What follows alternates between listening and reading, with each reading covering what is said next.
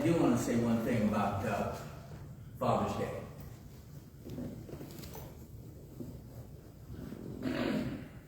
Sometimes Father's Day brings back memories, and they're good memories, but they can make you sad.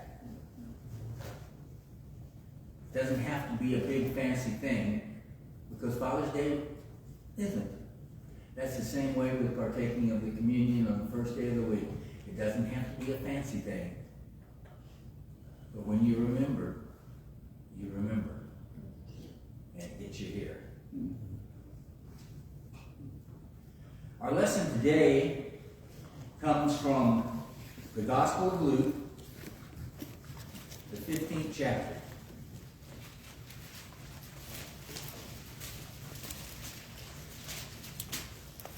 Starting with verse 11. I thought for Father's Day would talk about a dad and two sons. This is called the parable of the prodigal son. And I'm sure that most of your Bibles have that written right in them. Whether they're a new Bible, whether they're an old Bible.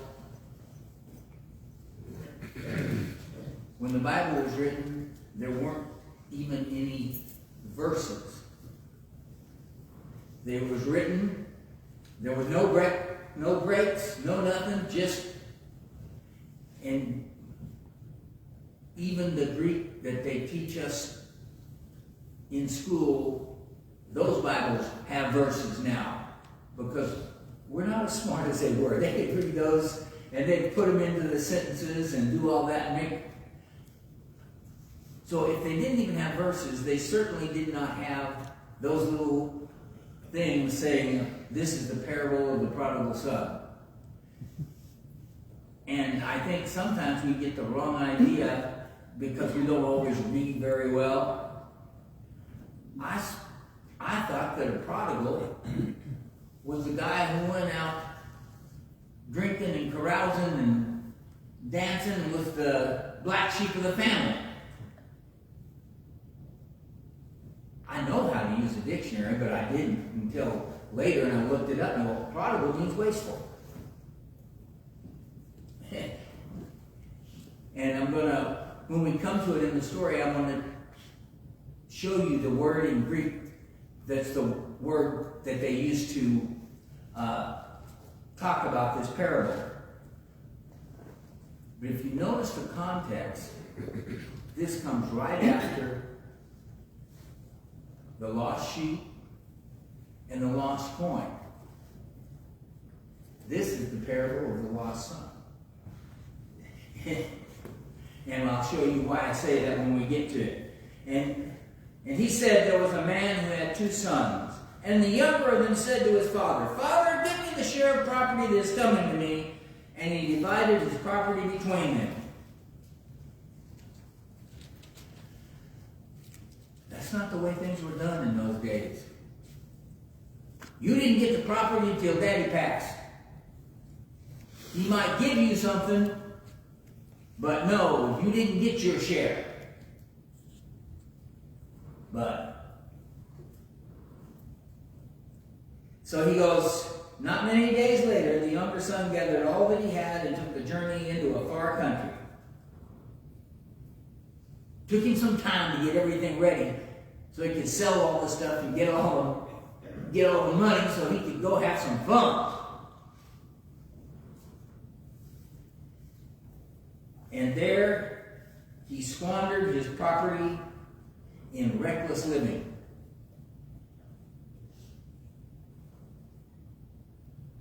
The Greek word there is prodigally. Wasteful. It's wasteful living. In fact, when we get to the end, a lot of the things that we think that he spent his money on come from his older brother, not from the actual account. So he wasted his money.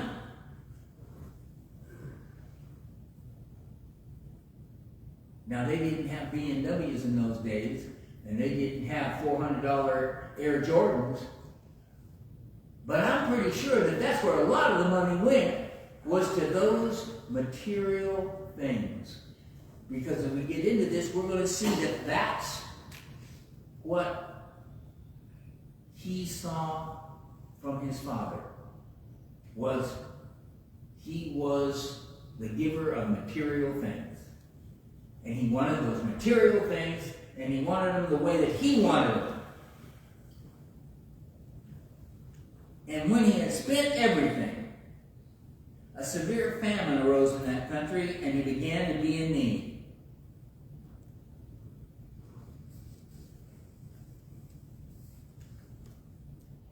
They say that one of the worst things that can happen to you is to win the lottery. Because 80% or more of them are bankrupt within 2 to 3 years. That's because they're not smart enough to get a money manager, but they do exactly like him. Oh, I can buy this, I can buy that, I can buy this, and guess what? That house you bought needs insurance. That car you bought needs insurance. That new TV, well, you got all the streaming services, and they did the same thing. He spent all his money and didn't realize it takes money to upkeep whatever you got. And so, when the famine came, he began to be in need. Now, if there wasn't a famine, he might have got a pretty good job. But when there's a famine, there's more people who want to work than there's jobs. And that means it's McDonald's. He went to feed pigs. But it's the same principle. He took the lowest end of the thing. Now, it's really bad because pigs are unclean. You can't eat them. You don't want to be around them. And here he is feeding the pigs. The pigs are more important than he is. He is lower than an unclean animal. And he was longing to be fed with the pods that the pigs ate, and no one gave him anything.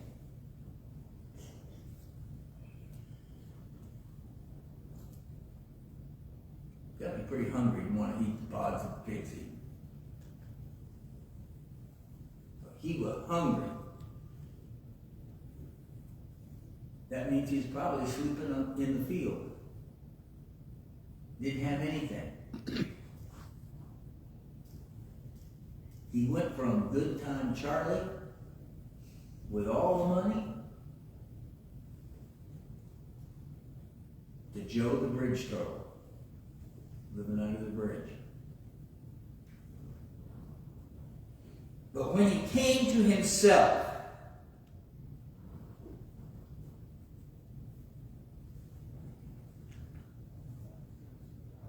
so many times in life, we as people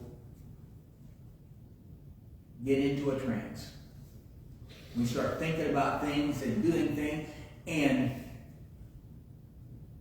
then one day we come to ourselves. We go, oh! You know, our eyes are open and we go, oh! He said, how many of my father's hired servants have more than enough bread? But I perish here with hunger. He remembered something about his dad. His dad was a fair man and a good employer. He's feeding the pigs, and he has less to eat than the pigs. But his father, his hired hands have plenty to eat. Because that's what a good father does. And it was mentioned, being a good example for your son. Fathers, I think almost even more important than being a good example for your son is being a good example for your daughter, so she knows what kind of a man to marry. Yeah. Be a good example.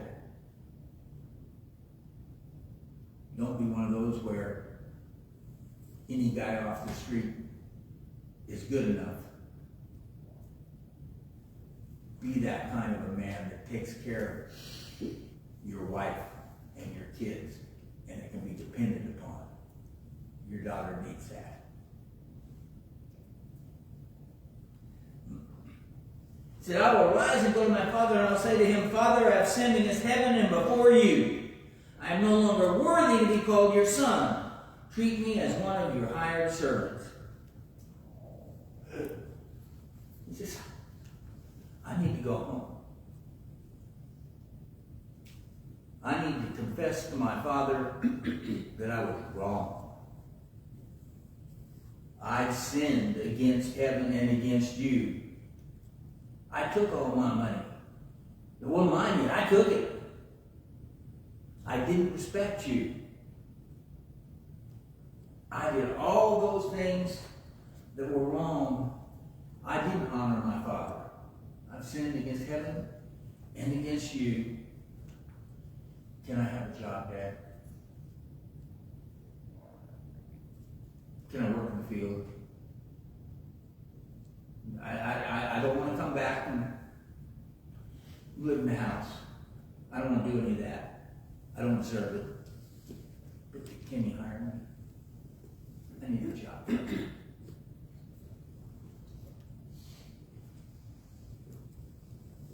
And he arose and came to his father.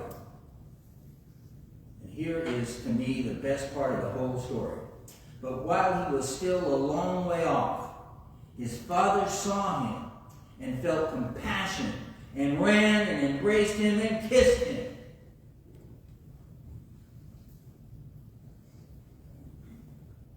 Dad was sitting by the window.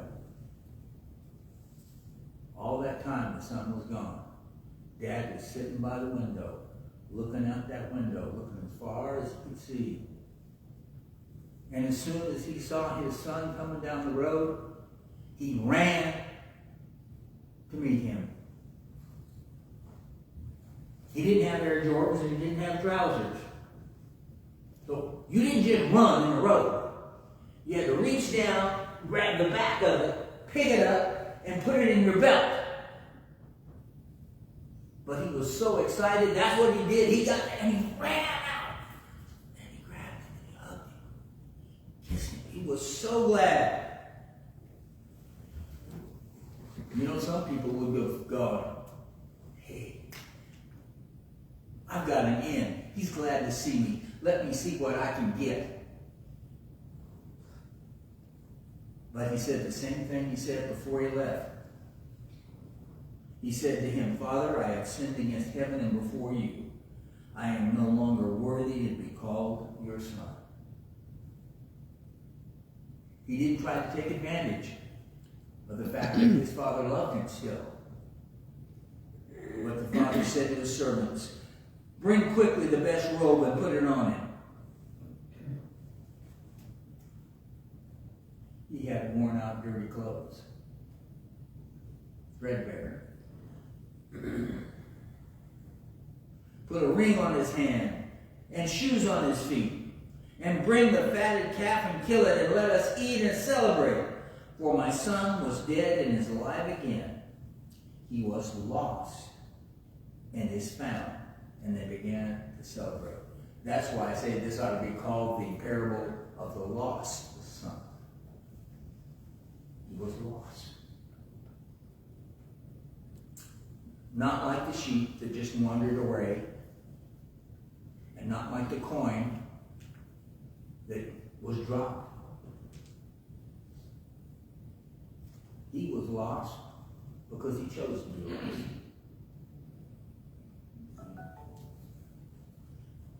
And I think that's why this is in that series. Jesus is trying so hard to teach us.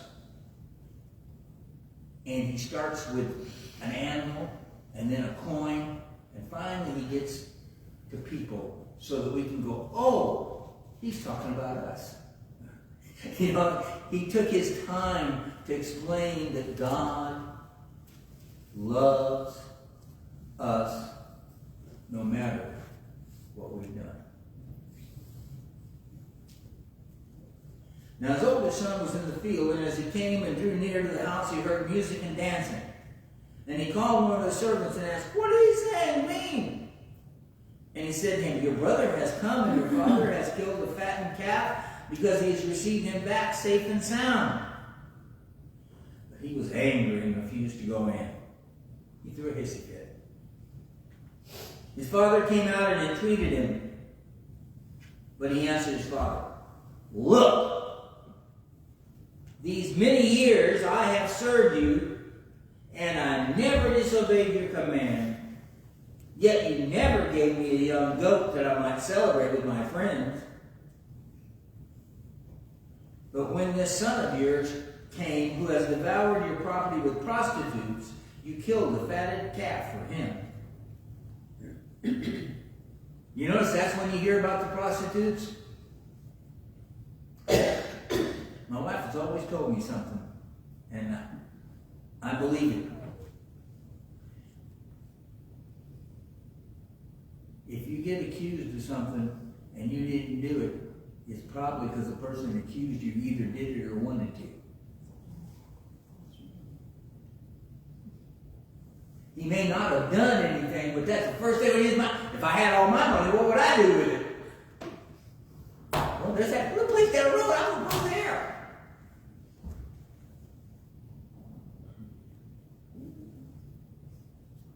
And he said to him, "Son, you are always with me, and all that is mine is yours." As I was reading this today, I had a thought. He complained that he never even got a goat to celebrate with his friends. Did he ask? Dad says, "All I have is yours."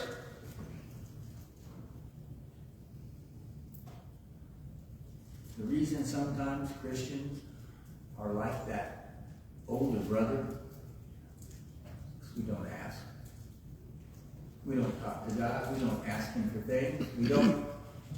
And if we don't ask Him, we didn't get Him.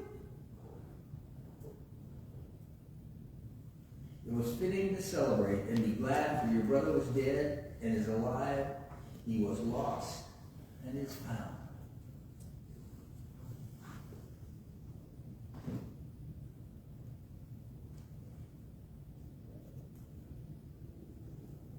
At some time in our life, most of us are one of these two sons. At some time in our life.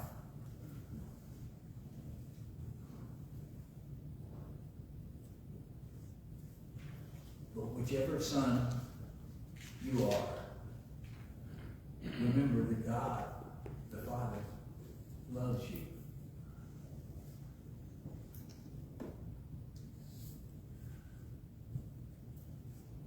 I think if I was having a celebration for one of my kids, and one of my kids got himself all worked up and wouldn't even go inside, I don't think I would come outside and beg him to go inside. Because I'm not as good as God. I'd say, "Get your rear end in the house and you better be good." God showed compassion and understanding to both sons.